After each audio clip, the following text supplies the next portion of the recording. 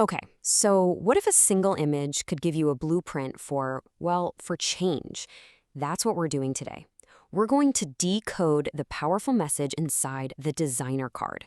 It's really a guide for anyone who's feeling that pull towards a more creative life. Let's see what it has to say. Have you ever felt that? That little itch, that feeling deep down that you're ready for something new? Like your creative side is waking up and wants to shift gears, but you're just not sure what that change should be or even where to start. Well, this card, it doesn't just get that feeling, it actually offers a real path forward. Think of it like your own personal guide. So come on, let's break down its message together step by step. So, the very first message, and this is really the foundation for everything else, is all about one core idea: expressing your individuality. This is ground zero. This is where it all begins.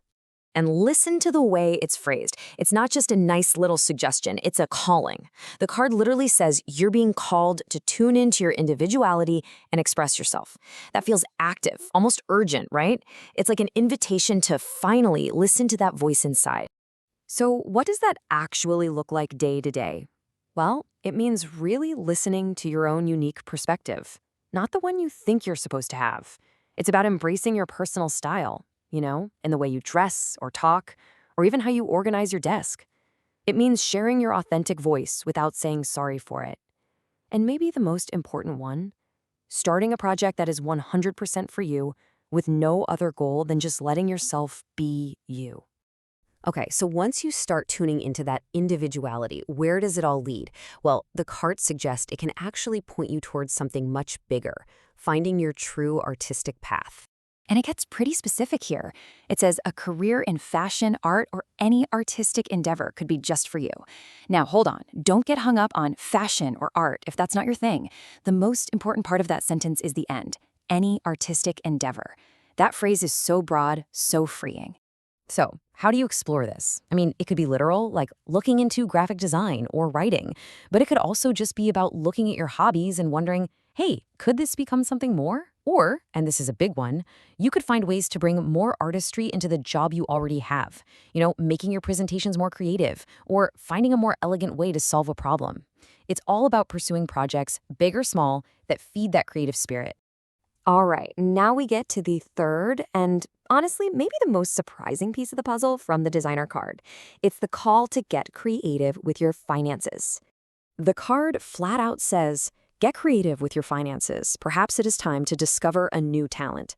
This is so fascinating to me because it connects two things we're taught to keep in completely separate boxes: our money and our own personal growth. And this just shows the shift in thinking so perfectly. The conventional view, right? It's all about playing defense with your money. Save, budget, cut back.